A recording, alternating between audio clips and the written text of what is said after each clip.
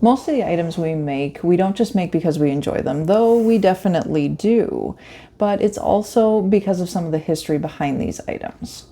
One of the items that we make that has some of the longest history is our Dark Russian Rye bread.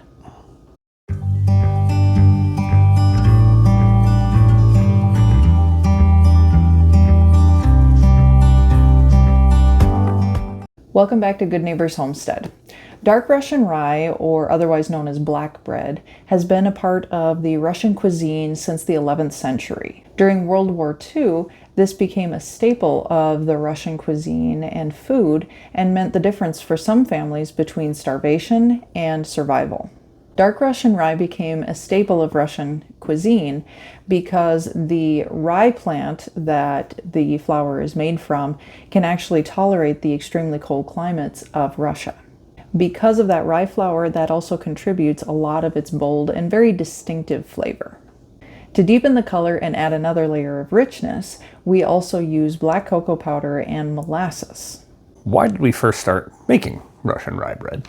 Like a lot of the things that we decided to start making is because we tried it somewhere else, really liked it, and just couldn't find it. And in this case with the Russian rye bread, I first had this at a wonderful deli in St. Paul, Minnesota called Cecil's. They do a fantastic Reuben using this bread with homemade dressing and sauerkraut. It's just spectacular. It was a place that my family went to a lot on major events. But living where we do, it was too far away for us to get regularly, and we couldn't find anywhere close that made it. So we decided, well, how hard could it be? Famous last words, often. This time it actually worked out. And it turned out it was something that we could do. And yeah, it's kind of thrived. We've gotten better at it, and it's become one of our more popular items. Now, this bread is not subtle, and it's not trying to be. The flavors that it's going to present with are the dark, rich flavors from the rye flour. There's a bitterness there from the black cocoa powder. There is the flavor of the molasses that comes through slightly. The savory richness of all of the additional spices that go into it. It's definitely a bread that people have strong opinions about. You either love it or you hate it. Yeah, it's kind of dark and sweet and spicy and a lot of whole things going on at once. So you might be asking yourself, how is this bread different than regular rye that I can just get at the grocery store? It's a very good question. One of the main differences is a lot of the rye that you find in grocery stores isn't the black rye. It's more of like a standard rye bread. If you want to get something black, you have to go with more of a pumpernickel, which is a different type of bread. It doesn't have the same spice mix, and it just doesn't quite have that same character. One of the other major differences with any store-bought bread versus a sourdough bread is going to be that sourdough component to it. It's very difficult to do that in a commercial setting, and so a lot of times they'll rely on chemicals and additives to mimic the flavor of it without the actual sourdough element to it, and you lose out on a lot of the richness and a lot of the fullness of that overall flavor. The other thing that's different with ours is that we use a true black cocoa powder. So this is different than the dark cocoa powder that a lot of you might have seen at your grocery store.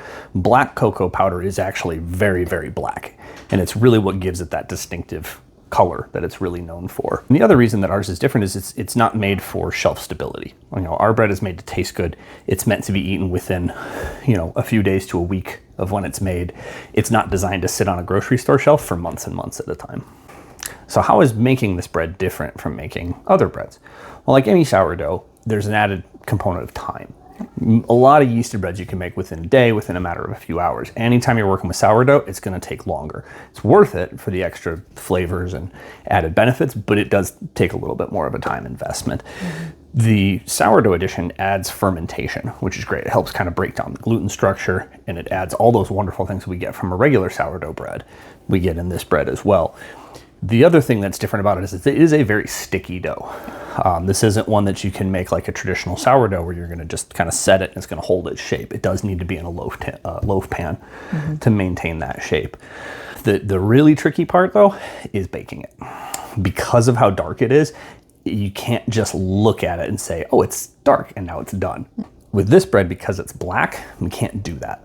So we have to be very careful, and we have to rely on time, we have to rely on practice and getting that temperature right. And there is a bit of trial and error, and you're going to have to find what works best for your oven and for your kitchen. Yeah. The best ways to eat this bread, well, traditionally it's used for Reubens. That's kind of what it is classically known for. I also have found that if you toast it with some butter and then a fried egg in the morning, that is an exceptional way to pair with this bread as well. A lot of folks like to do avocado toast. It also makes for excellent croutons. Really anything that's going to add some of that kind of fat or that richness to it, because it is a spicier and a more of a bitter bread. And so that's why the avocado and the butter and the eggs, it works really well because that fat balances out the spice. Mm-hmm. When it comes to dark Russian rye bread, like I said, people fall into one of two camps. You either really love it or you really hate it. For those that love it, they are thrilled to find that we actually make a true dark Russian rye bread. And when we're at the market, we actually offer samples of this because it is so unlike any of the rye bread that you find in the stores. This has allowed us to actually expose some people who may have said in the past that they didn't like rye bread to what true dark Russian rye is. And we've converted a few people. Have you ever had true dark Russian rye bread? Is this something that you would try if it were offered to you, or something that you might be interested in trying to make for yourself? Let us know in the comments down below. Thanks for watching Good Neighbors Homestead. We'll see you soon.